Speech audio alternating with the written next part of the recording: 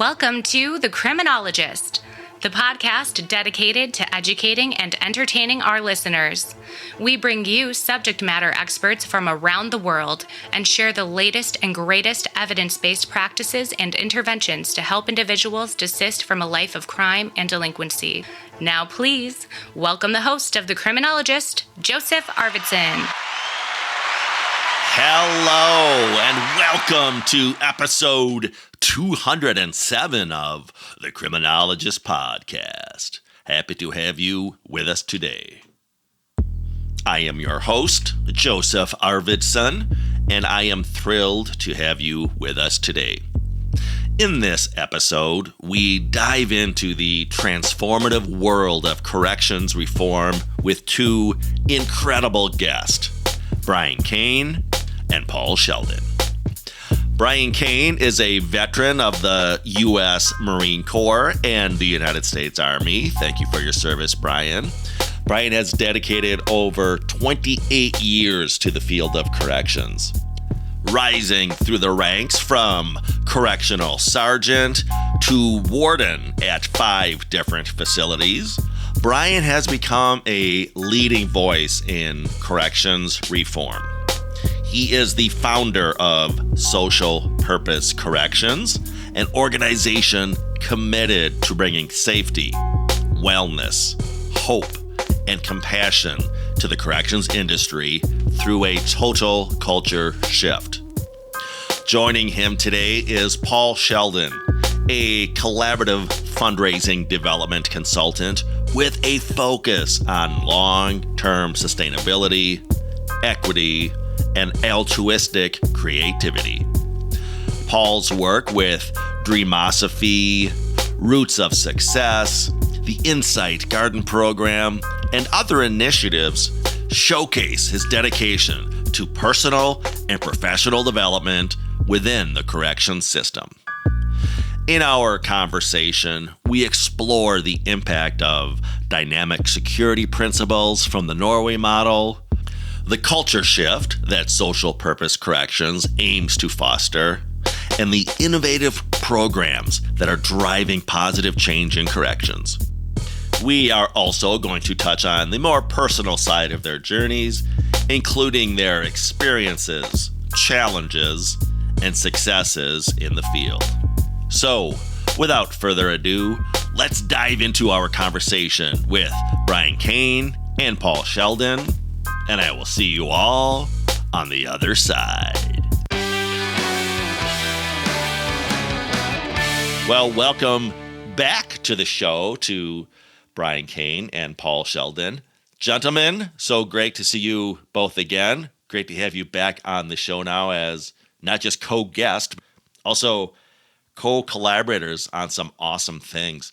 For those listeners who, shame on them, may not have caught your individual episodes in the past, why don't we kick it off with some introduction to the listeners, and then we'll roll up our sleeves and talk about the great work that the two of you have both been up to. Brian, why don't you kick it off? Tell us all about the great work that you're doing. Well, Joe, thank you for the invite back. You had to connect me with Paul, though, of all people. You're a burden to bear. Well, Paul and I go way back, so I can't wait to talk about the story of our relationship and how we're working together for the good of correction. My name's Brian Koehn. I'm the founder and CEO of Social Purpose Corrections. What is Social Purpose Corrections? We are the nation's, actually the world's, but the nation's first full-service nonprofit corrections organization. So we're a 501c3. So we're bringing correction solutions to the table in prisons, jails, communities, in an operations level. So we would actually run facilities under outcomes-based model to bring about reform and change to the U.S. correction system. Outstanding. Paul, the more I think about it, did we maybe stretch your episode out into a two-parter since you were such an enriching guest? But nonetheless, get folks up to speed on what you're all about, and then we'll talk about how your two orbits sort of collided here. Yeah, I'm Paul Sheldon. I'm the founder and principal consultant for Dreamosophy.com. Dreamosophy is a big word that means the wisdom of dreaming. And way back 40 years ago, my master's thesis in human development was titled Dreams for the Future. And I studied how people's lives change when they have a dream to live for that's bigger than themselves. Surprisingly, over the years, that often turns into how do you get the money to realize your heartfelt, worthwhile dreams for the future? So many people know me as a fundraiser or a grant writer or a development consultant. I got involved in corrections about 35 years ago when I was on the faculty at Colorado Mountain College teaching human development. And I was asked to lead a workshop at the local cadet academy for training police cadets on how to deal with men who batter. I was on the board of a local battered women's program in Aspen, Colorado. And it was a really easy workshop to teach. It went like this: arrest the batterer. That was my introduction to working with police and corrections. And then about 15 years later, I was asked to write a charter for a committee for the American Correctional Association to explore how correctional institutions can save money by implementing green practices, environmentally responsible and sustainability oriented practices in corrections. And that was how Brian and I met. He was one of the first members of that committee at the American Correctional Association. And we teamed up to write an audit standard for ACA to use in looking at green practices in corrections to get extra credit for implementing sustainability oriented and environmentally responsible practices in corrections. We also wrote a policy statement for the American Correctional Association on that. And Brian also advised me on a book that I wrote for the National Institute of Justice called the Greening Corrections Technology Guidebook, which just outlines specific steps, because the concept of sustainability and green practices is very broad. It starts with people and engaging people and caring not just about each other, but also the natural environment upon which our lives depend, but also covers energy, water, composting, recycling, transportation, engineering. So many different aspects of corrections can be included in responsible practices. So that was my work with the American Correctional Association for many years. I'm still on that, what originally was called the Clean and Green Committee, where Brian and I met, but now is called the Sustainability Oriented and Environmentally Responsible Practices in Corrections Committee. Colloquially known as the Sustainability Committee. It's the largest committee that ACA has and still meets regularly at their conferences. And then Brian started Social Purpose Corrections and asked me to advise them. So I continue to do so.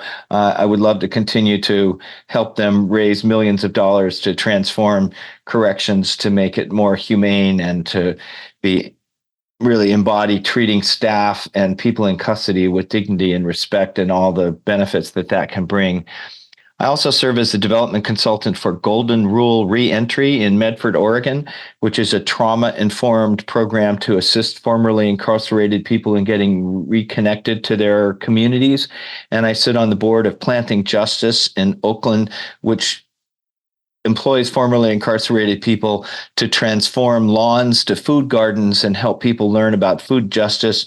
We have 3 commercial nurseries now and a pay what you can afford cafe for people who are on the edge of hunger and starvation and just need a little help getting the food they need. And on and on. I can go on talking about me as my favorite subject, but let's come back to you and Brian. Thank you, Paul. I love it. I love it. Hey, one of the things you said in your work with Brian and his vision is bringing a more of that philosophy around being humane and treating individuals with dignity and respect rather. Brian, could we circle back to your larger vision around dynamic security? Maybe a quick reminder to the listener what that term is all about, because I know from meeting with you and getting to know you, that's really at the heart and soul of what your vision is. Could you maybe give us a drive-by reminder of dynamic security? Absolutely. Yeah, it's and I didn't say earlier, my background is in corrections. So I worked 28 years in private corrections. I was head of security of 65 prisons. I was a warden at 5 facilities, to include the largest 5,000 bed complex, largest private prison in the United States. And I say that specifically to distinguish. My background comes in the business of corrections, along with the aspect, the traditional government role of corrections.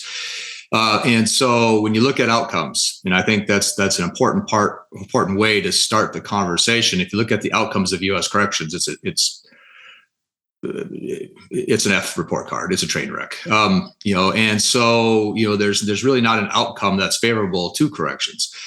And so sitting in the warden's chair, really understanding root cause, again, in private corrections, efficiency equals profit. So understanding root cause equals efficiency. You have a inert motivation to understand that, to make the corporation more money. And as I better understood the root cause of the problem, I understood that you can't band-aid a culture problem, band-aid solution a culture problem, because really that's what we have. And so you're looking at, how do we change the operations or the cultures of U.S. corrections? Well, we got to look at best practices. We got to look at what's in the United States. There's some good systems in the United States doing some good things. How do you take those best practices, whether United States or internationally, and bring them together to actually change how we do corrections? Because in essence, the system is broken. Set it aside, rebuild it from ground up. Well, in that process, there's a concept of dynamic security. So in corrections, there's 2 types of security. You have dynamic security, and then you have the way static security, the way we do it in the U.S. Static security is a lot of razor wire guns, pepper spray, very authoritative method, very military system, very military structure, very rigid. And that static security philosophy, which the U.S. has used since inception, has been the way it's done. And people really haven't been allowed to question, why do we do it this way? If something goes bad, we enhance security more to stop that bad thing from happening again. Well, over time, it's become so rigid and so strict that it's not helpful. It's killing the staff. Correctional officer lifespan is 59 years old, by the way. And recidivism, it's a 2/3 fail rate. So really, it's based off of the concept of static security. So if you look at the Scandinavian model, what they used to reform their system, Norway specifically had 91% recidivism, which is close to ours. We were at 83% within 9 years of being released. But through 3 pillars of change, being dynamic security being the core of that, they changed their system from 91% recidivism to 21%. There's differences between Norway and U.S., but the reality is the ability of allowing officers to engage as helpers, encouragers, motivators, in order to help a resident make better choices in life, or while they're incarcerated, to leave a good life, is key to that change. So in U.S. corrections, if a correctional officer engages with a professional relationship with a resident, there's a very good chance they'll be under investigation and get fired, without exception. In Norway, the officers are encouraged to engage in a professional relationship. Now, not personal. There's a line there that you can't cross, but a professional relationship, so that the residents don't look at the officers as the enforcers or the police. They look at the officers as somebody that's there to help them move forward and at some point get out of prison and live a productive life. So that's the main difference between the two. I love that definition. I was just taking copious notes here as you were talking. Reminded me, another one of their major themes in Norway is what they refer to as the principle of normalcy, which, Brian, you somewhat alluded to, but their thesis is that the individual being removed from society, being removed from their family, being taken out of their place of employment, out of the community, that's the punishment. But we don't need to pile on, as we do in American correctional facilities, with these arguably dehumanizing practices around wear this silly orange jumpsuit, we're not going to call you by your first name. the principle of normalcy says, no, that experience within the correctional facility should be as normal to the outside world, so that the reintegration process is that much smoother. I'm just curious, have you had any success importing that principle of normalcy with SPC, or what are your thoughts around sort of these other, you alluded to, the culture changes, some of these other cultural changes that we need for this concept of dynamic security to really take hold? Well, absolutely, and normalcy is one of the key components to change for the Scandinavian or Norway system. Now, to qualify before I dive deeper into the topic, the largest prison in Norway is around 277 incarcerated. My smallest prison was 1,100. My biggest was 5,000, which is more than the whole country holds. But how do you take the principle of normalcy into a world that is designed to warehouse people? And really, that's what our system does. And no fault to the Department of Corrections. I mean, there are mass numbers of people that are incarcerated, and they're responsible for holding them and do their best to help them. To your point, if a resident's released from a prison, community corrections, and they don't understand how to interact with society as a whole, number one, it's very stressful, it's very scary, and they're prone to making some further bad choices. So how do you bring normalcy into a warehousing, large-scale incarcerated environment to make it as normal as possible? The reality is there's ways to do that, even in a mass incarceration world. Now, doesn't look exactly the same as Norway. I will qualify that because it is apples and oranges. But in our model, for example, we build communities within the prison. The communities are part of what we call normalcy, because all of us belong to a community at one level or another. We're human beings, we're social beings. Community is important to us. But corrections does an amazing job of removing that, except for the whites hang out with the whites, the blacks hang out with the blacks, and Hispanics hang out with the Hispanics, which is completely counterproductive to reform and change. So we have to bring community into the model within corrections so they have a sense of belonging and purpose. And that belonging and purpose is pro-social, not, I'm trying to, life is awful and I'm miserable and I want to get high and I want to forget about life. So I'm going to spend my time trying to bring in drugs, which they've been quite successful in doing. And so that normalcy of inside is so essential. Don't put them in an orange jumpsuit that says inmate across the back. They're going to act like somebody in an orange jumpsuit that has inmate across the back. There's ways to bring that across to change the inside culture, even in our U.S. world, where we can make the inside as normal as possible. First names, a handshake. Handshakes are forbidden in U.S. corrections between an officer and a resident. You don't touch unless it's use of force. You don't touch each other. That's just a written rule, pretty universal across the board. So how do you move past that? Again, we got to take the system, set it aside. You can't band-aid a culture problem. Number one. Number two, you can't buy your way out of a culture problem either. But you have to allow the staff, human beings, to engage as helpers for the residents, which is really our product. Is at the end is to help people, live a free and successful life upon release. So that's normality. And I get into more examples if you want me to, but that's the general principle. That was great. And Paul, when you spoke earlier, you just touched on a lot of the great projects and initiatives that you're involved with, including Dreamosophy, which is fascinating to me, who's someone who got into lucid dreaming years ago, but also Roots of Success and your Insight Garden program, Prison Entrepreneur program, Planting Justice. Have you had a chance to sit down with Brian and, again, sort of try to infuse some of your handiwork, your vision into his bigger goals and dreams? Well, that's not something that I needed to do. Brian was already seeking ways to interweave successful programs with dynamic security, because to design a correctional institution based on a culture of respect and dignity, we have to start with the staff and the physical space, but then we get into what do we do with people in custody. And Brian is a national role model for how to integrate programs into the lives of people who are incarcerated.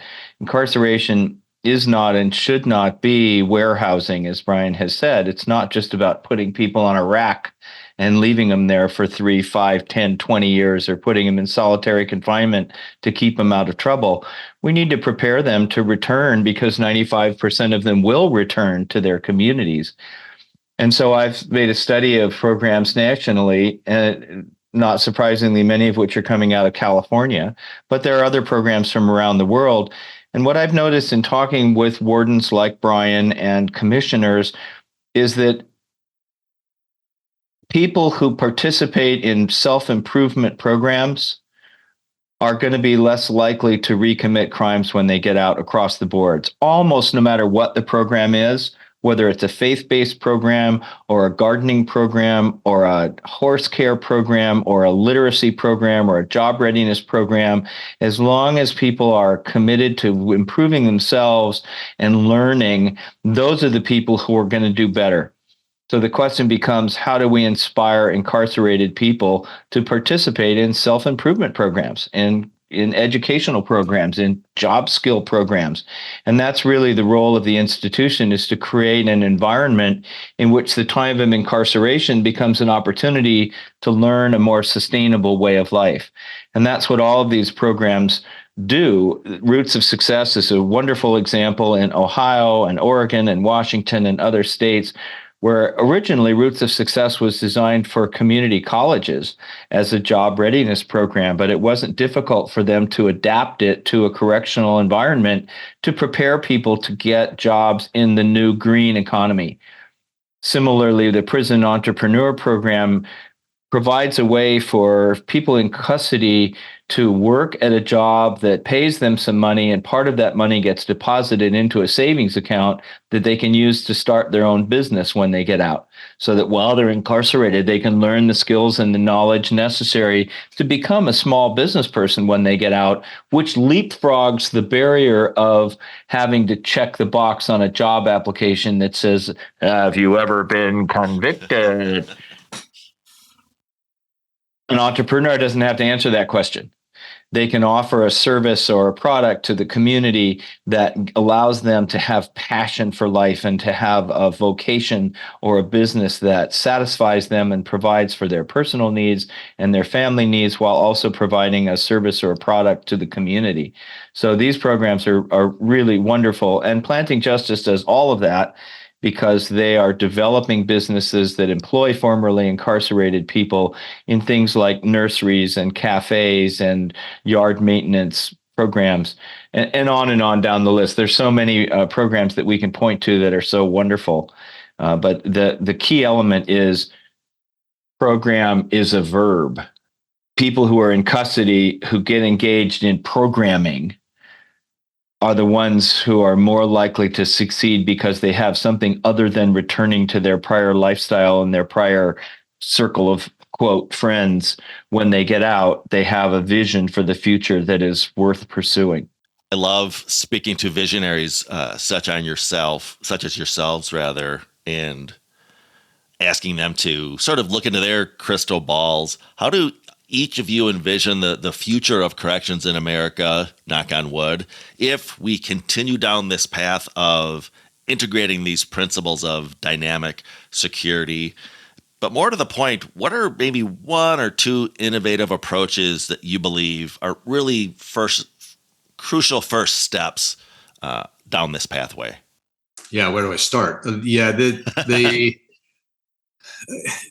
To talk on our model, what we bring forward is an innovative outcomes-based model, where, although it's a contract model, it's based off of us helping society, helping residents be successful within society, versus the current contract model is private corrections, where they're paid for the people that are incarcerated by beds, with in many cases guaranteed minimums. There's no incentive to help people change. We work with the Cicero group, who, their public policy group, also bringing outcomes to U.S. corrections. So I think starting with the contract model, but even growing beyond that, once we show that an outcomes-based model such as ours I can boldly say our model will reduce recidivism by 20%. I think it's significantly more than that. But the reality is when the staff are incentivized to help human beings be better, not just to hold them or warehouse them, or they're incentivized to engage to help them, and then they're rewarded for that help, for those outcomes. And I believe once we prove that this outcomes metrics-based model works, that the government moves that direction. Because right now, if you look at U.S. corrections, there's no outcomes-based motivation at all. Their budget typically goes up every year, and their outcomes don't improve. And I say that in general. There are some states that are doing significantly better, and some of them are actually pretty incredible. But I mean, it is a general statement. The challenge in corrections is not improving. There's two crises in U.S. corrections right now. Two main. If you look at root cause. Number one is correctional officer recruiting and retention along with nurses. Prisons, jails they can hire people, they can't keep them. And so the younger generation isn't motivated by being told to stand in a corner and if something goes bad, push this button or call a code and use your pepper spray. That's not motivating. If you look at a lot of the advertisements for Department of Corrections, I just cringe when I see them. Officer in paramilitary uniform with their badge, standing on a guard tower with a gun, looking over, come work for us. There's no purpose in that, and that's that dynamic security influence. But if we don't, without security, there's no programming. If your officers are working double, triple shifts because they don't have enough staff, they're super tired. Trust me, they're not engaged in helping anybody except for trying to stay awake and not get fired and go home at the end of the day. And so how do we bring purpose to corrections, which is dynamic security, by the way? Because if we don't fix that problem, recidivism will never be affected. Because if there's no security, there's no programming. If there's no security, there's no contact visits. If there's no security, there's more increased tension between the staff and the residents because everyone's tired. And so if we don't encourage officers to enjoy, if we don't bring purpose to their life, where they go home at the end of the day and say, hey family, today I helped Brian Koehn enroll in a GED class. He's been resisting for the past 2 months. I've been working on him. Finally, he signed up today. Wow, what an incredible day. I'm excited. Versus going home today, no one got assaulted this shift. It was a good day, which is what happens in U.S. corrections is a general statement today. So, so if we're going to affect recidivism or reincarceration, which is clearly the emergence, the crisis is human beings that we just recycle.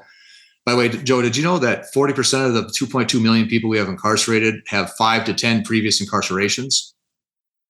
13% are only in the system for the first time. I mean, I can go on and on about outcomes, but the reality is we have to address the purpose problem with correctional officers and staff and nurses. We need to retain them because it's a good career and they're treated well with respect and they have impact on people's lives. And then we're going to see a drastic drop in recidivism. And they're connected. I want to ask you to follow up on the term you just used, outcome metric-based model, because you're right. This is the conundrum in corrections is that we really don't, there's a little bit of it, but we really don't look at outcomes at all. You basically get hired, and I could take this out of the correctional facility sphere and go to the community corrections, probation, parole, but the metrics aren't on helping folks, like you said, thrive and succeed. It's very, when something bad doesn't happen, like you said, then that's the win. Was there a moment in each of your sort of professional trajectories that sort of served as a career altering moment? Was there something that happened in your career that you said, all right, this is going to alter my career pathway, or your perspective changed, or just something that was sort of that epiphany light bulb moment for either of you? Well, actually, there was.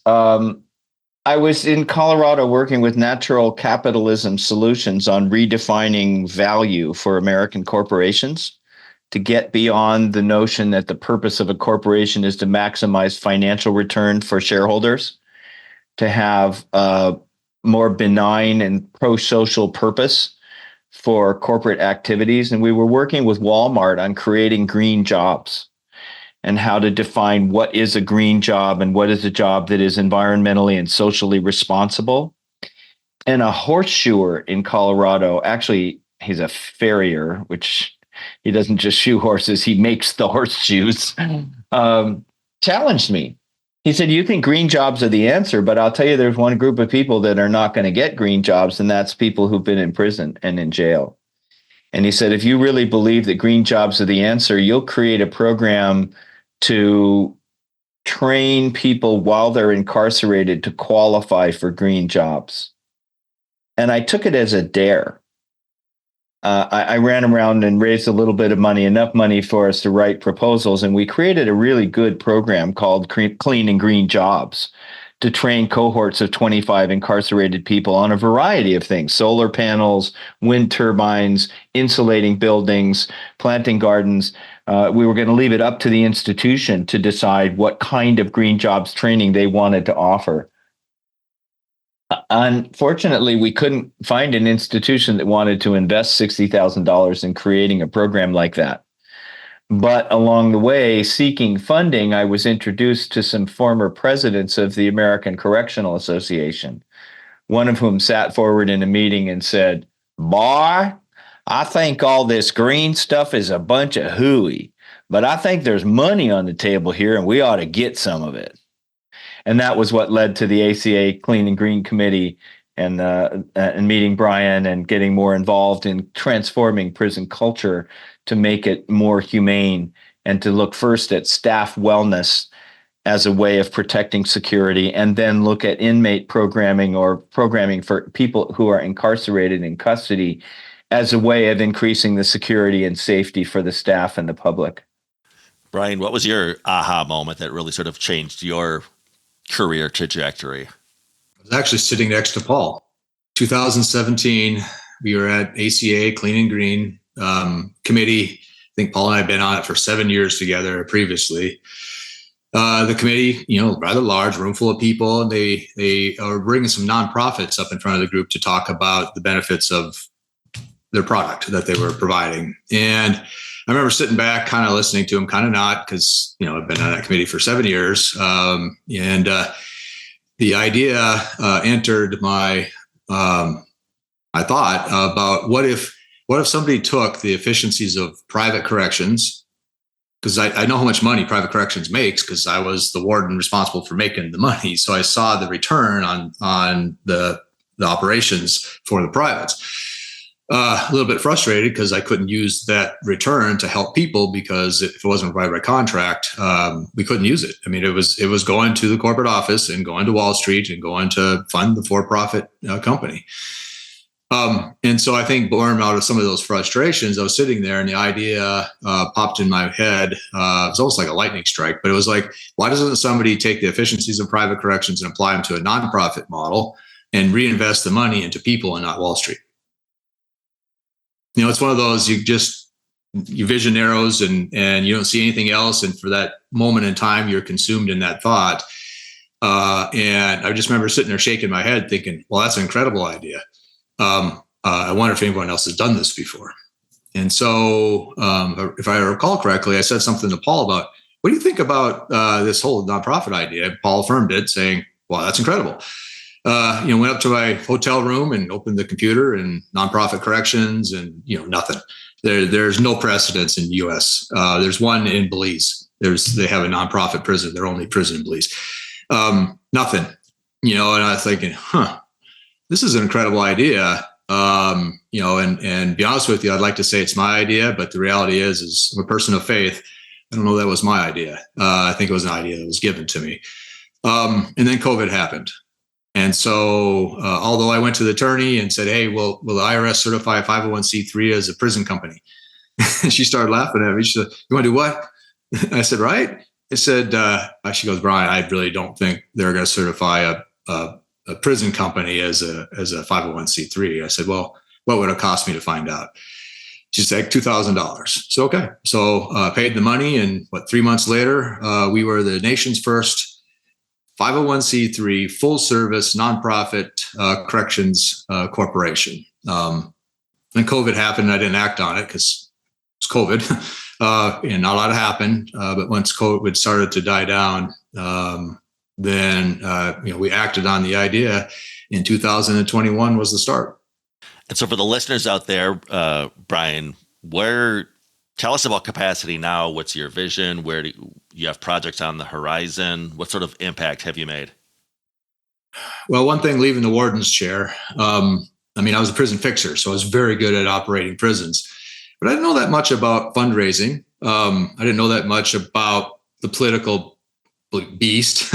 I knew of it, but I never really had to interact with it. So with Paul's guidance on a lot of the funding stuff, with the convincing leaders to take a chance, because we're a new idea, with this whole nonprofit concept, we're 3 years old, a little over 3 years. April 2nd, we're 3 years old. And we went from a team of myself and my fiance, with Paul helping us on the side with our life savings, to a team, I think we're up to 16 people now. We've raised a little short of $2 million. And we're actually close in several jurisdictions of having proof of concept contracts. So very exciting time. It's going to be a very busy year for us. But as I was told many a times, you're going to get 99 no's before you get one yes. And it's the issue of finding that visionary leader that's, number one, frustrated with the current outcomes of their system of corrections, and is interested in a new model. And we only scratch the surface about how we're different as far as our culture and our strategies, but a new model that's safe and secure. Clearly, I'm a security expert. I was the head of security at 65 prisons. I solved riots and hostages, and that's what I did. So what we're going to do is not unsafe. It's actually more safe than the current system. So yeah, it's just a matter of educating decision makers about who you are, convincing them that we are a good step forward in changing the culture within their department or system. Speaking of changing cultures, and I have to bring it up because she's such a great individual, but now I'm learning also another mutual connection. Is it true you've both been doing some work with Sarah Lewis over in the UK, who I've also done some amazing work with around dynamic security? I talked to her this morning. We have a monthly call. Sarah and I are close friends. I flew over to the UK last November and spent time with her to see what they're doing by implementing the Norway principles in the UA and actually Europe and beyond now. I think United Emirates, they're helping over there too. So Sarah and her team are incredible. They're even though they have a different background than myself, but they're a consulting organization that is statistically metrics driven, showing change in the UK prison system. And for your listeners, the UK system isn't no different. It's ours. It's parallel. Unfortunately, UK and us are very similar in many ways, to include corrections. And so she's done some incredible work to help them, grow their system and change their culture. Yeah, I was actually part of that team of trainers who did some work, as you noted, over in the Middle East, trying to implement some dynamic security measures. So that was really a treat. And I'm jealous that you spoke with Sarah this morning. I try to speak to her as often as I can, but I'll have to make her jealous and say I got to talk to the two of you both today. Paul, what kind of innovative things, if you could whisper in the ear, if you would, to any prison warden out there, what are maybe start doing this on Monday to change the culture or to change the perspective on what you view as success? What might that look like? Take care of yourself first. Did you go for a walk today? Did you eat breakfast? Are you taking care of your staff? What are you doing for staff wellness to help them be well, to reduce the suicide rate, to reduce stress, to make sure they get time with their kids? How can we ripple that sense of caring for each other and each other's wellness out into our population in custody to prepare people to return to be parents, to be children, to be siblings, to be good employees when they get out? Most of all, thank you for the work you're doing. You matter. Yeah, I've picked up that theme from both of you today, that of staff wellness, which, speaking of Sarah Lewis and her vision, that's one of her tenets too, is that this is really a parallel process, if you will. and we're all human beings. Those same principles apply around resiliency, for example, not just for the justice involved individual, but also for the staff member. And as you're both been alluding to, if you start with the staff member and again apply a lot of those same growth principles, you're going to get the results back on the tail end. Again, when you're looking for those data-driven metrics that we're all aspiring to. Let me maybe lighten the mood a little bit. I know you've both got extensive experience working in the criminal justice system and the corrections system. I'm always trying to shatter biases or stereotypes that the vast majority of the lay people never come in contact with somebody who's justice involved. You know, they get everything they know about the criminal justice system and corrections from television and movies. Have you experienced, or could you possibly share, I don't know, maybe like an amazing talent or a skill that you've come across from a resident to, as I said, maybe do some public relations for the populations that we're trying to serve here in a, I don't know, humorous way? Or again, is it something that someone that just struck you as, boy, you should really be the poster child for turning your life around, for reintegration? It's our first hire in our nonprofit. His name is Adam Clausen. He did 20 years of a 213-year sentence. The only reason he was released is because of the First Step Act. He had intended it to have his whole life in prison, knowing he had 213 years on the inside. He was one of the founding members of a coach model within FCI McKean, with Susan Morris, who's also on our team, by the way, who is the assistant warden. And they put together a coaching model for residents, peer coaching model, that was not engaging. The staff didn't engage in it. It was purely done by the residents, and they completely changed the whole culture of that facility. Adam is one of the, if not the leader, from the resident side to make that happen. Well, he was released. I met him within 2 weeks of being released through a mutual friend, and I was like, "Ooh, this guy's incredible." He went on to start a second chance hiring agency to help returning citizens find jobs. He worked on the homeless front, and I kept pushing him to come with us. And eventually he came on our team, like I said, as one of our first hires. Self-motivated, driven, smart, energetic, purposeful. He's probably more driven than me, and I'm pretty driven to bring about culture reform and change within U.S. corrections.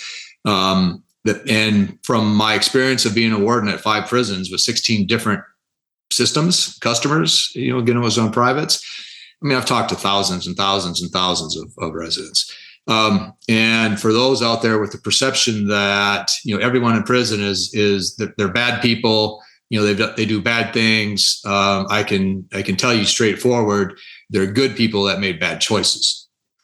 There are a few in the system that are so broken that they're going to be very hard to reach. I will acknowledge that, but by far the majority are just people from underserved communities that, quite frankly, never had a fair chance in the first place. Don't be afraid of somebody that comes out of the system. And we all know that the felon tag, there's like 40,000 reasons not to be successful because now you're a felon.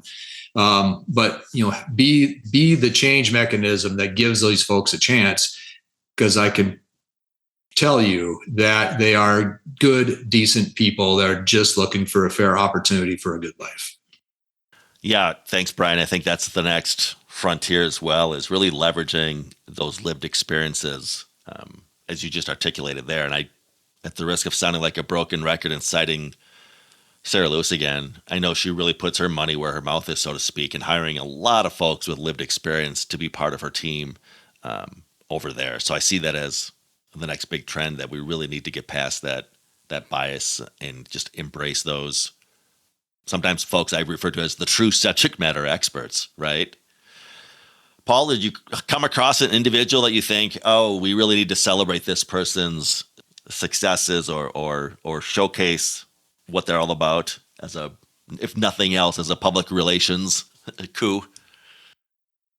Where to start? Planting Justice has dozens of formerly incarcerated people who are now working within Planting Justice or in the community. And my favorite friend is Anthony Forrest, who spent the better part of 25 years in the California system and in Illinois also, mostly because of drugs and the lifestyle associated with being an addict and having difficulty recovering, but also just a gangbanger lifestyle. In 1 week, he got out of prison, got married, and got a job with Planting Justice, and that changed his life. And he now serves as an educator for Planting Justice, but also one of our trainers for Dreamosophy, for training incarcerated people as mentors to help other people develop pro-social dreams for the future and to succeed when they get out. And Anthony's just a stellar human being. He is so enthusiastic and so committed to finding solutions, to creating a livable future.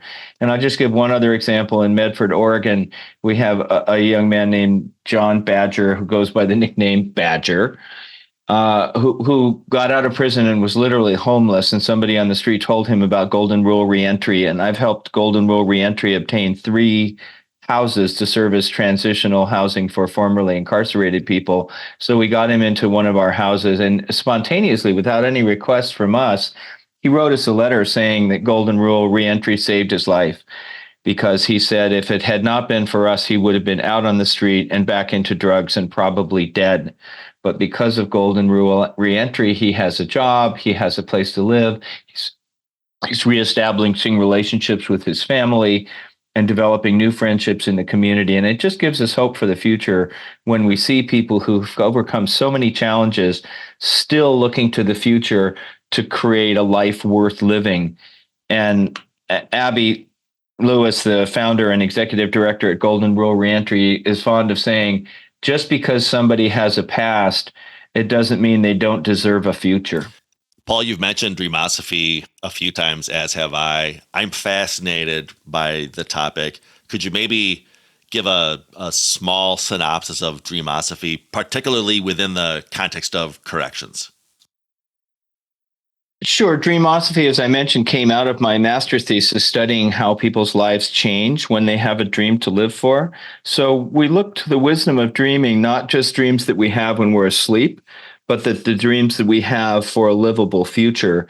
And Dreamosophy offers in corrections a course starting with how to be free in your dreams, which invites people to consider their dream lives a way of getting out of incarceration right now, because we're all imprisoned in the human condition. And through our dreams, we can explore through the imagination, through the mystery of dreaming when we're asleep, a different world that is not necessarily dependent on the mistakes of the past.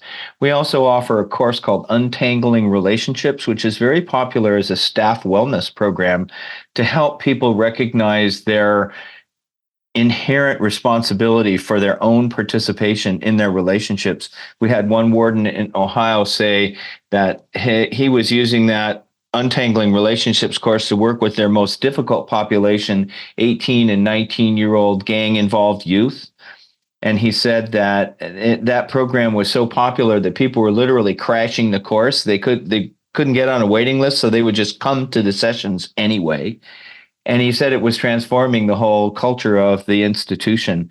So we're very happy with our courses and the way that they're able to help people address issues of trauma and trauma recovery, of self-identity, of self-awareness and empowerment, and how they can accept responsibility for living pro-social lives. And I have to reach out to you offline, Paul. Regular listeners of the show know that I've been rolling out, in conjunction with my partner, Nicole Kimberly Staley, our TIDES supervision model, which is short for trauma-informed assistance. But so much of what you just described with Dreamosophy, as far as being forward-focused and looking at your crime-free future self, if you will, is baked into the cake of that program. So I would love to reach out to you and maybe get some more details on that.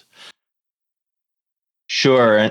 Yeah, and I'm a big fan of Fritzi Horstman and her Inside the Circle activities, and of course the work of Gabor Mate and so many others who are working to recognize the correlation between incarcerated populations and childhood trauma.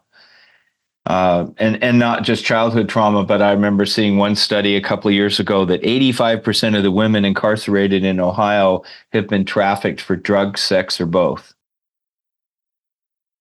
Yeah, and you mentioned Fritzi Hortzman and Gabor Mate, and they're both heavily cited in our training and our curricula. So yes, we're all on the same page there, I believe.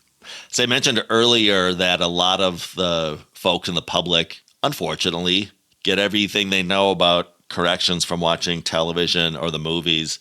Let me put you each on the spot. Do you have a favorite prison-themed movie or television show, and or is there one that you think, all right, most of these are so off the mark, but this is a little bit accurate, or should viewers turn the TV off and just listen to the Criminologist podcast if they want to get accurate information about prison reform? Well, Paul's thinking. I'm going to say this, and I'm going to qualify why I'm saying it. The Shawshank Redemption.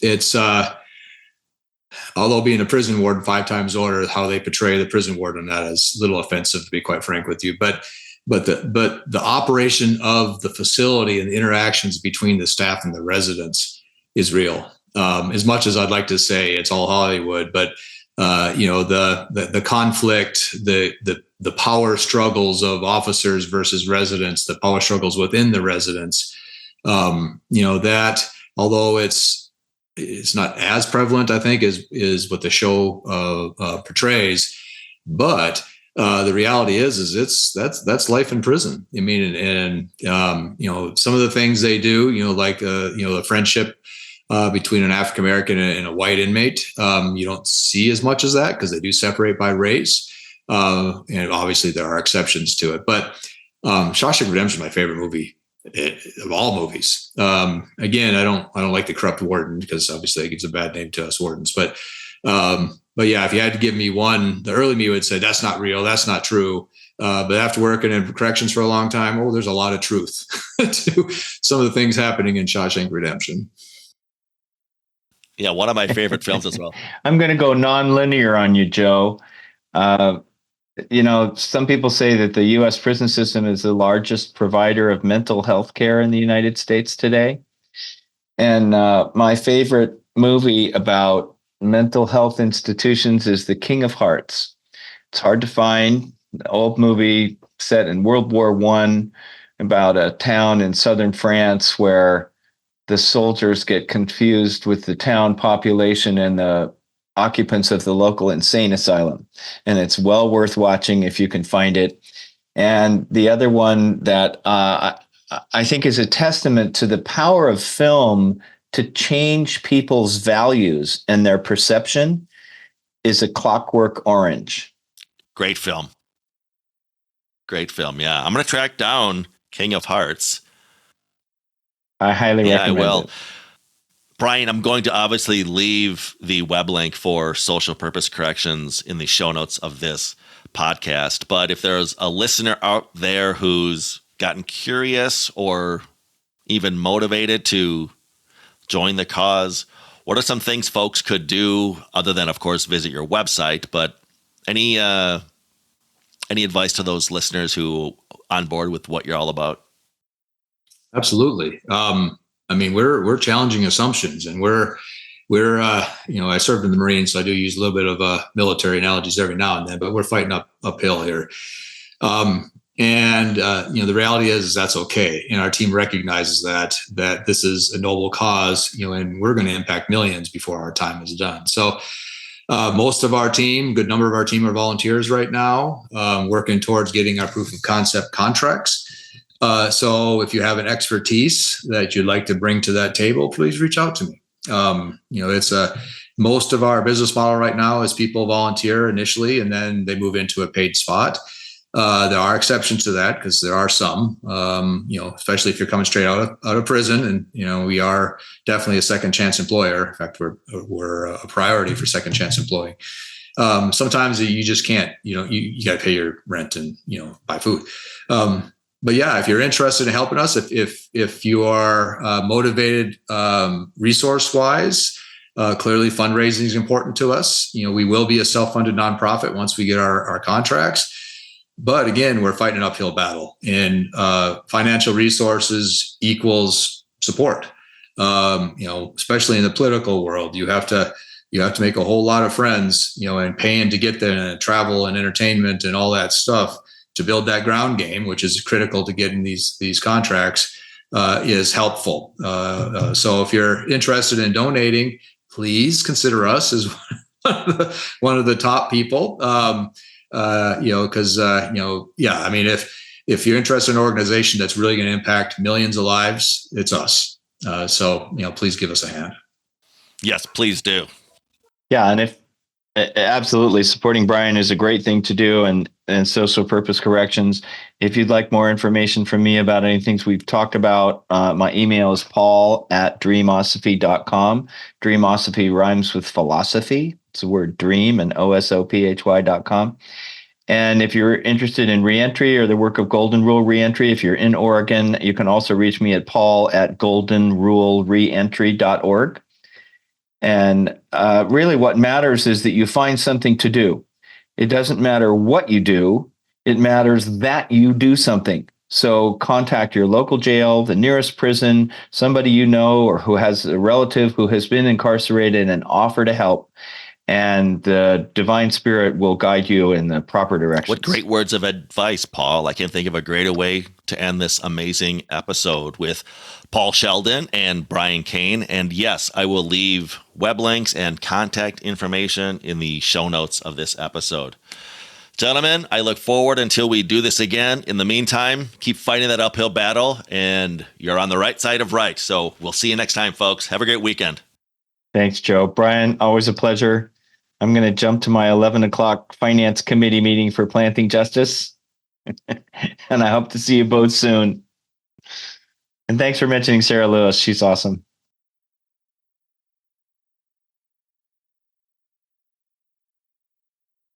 Appreciate everyone listening, and Joe, for your vision for putting this podcast together and impacting the people listening to your podcast. So thank you everyone for your time, and let's work together to impact some people. And what great words of wisdom to end this episode on. Let's work together to impact some people. That wraps up this enlightening episode of the Criminologist Podcast. I want to extend my heartfelt thanks to our guest, Brian Koehn and Paul Sheldon, for sharing their invaluable insights and experiences with us today. Their dedication to transforming the corrections industry is truly inspiring, and it is clear that their work is making a significant impact. I am looking forward to connecting with more listeners at the upcoming American Probation and Parole Training Institute taking place in Indianapolis at the end of June 2024. It is always a privilege to engage with the dedicated professionals who are making a difference in the field of corrections, probation, and parole.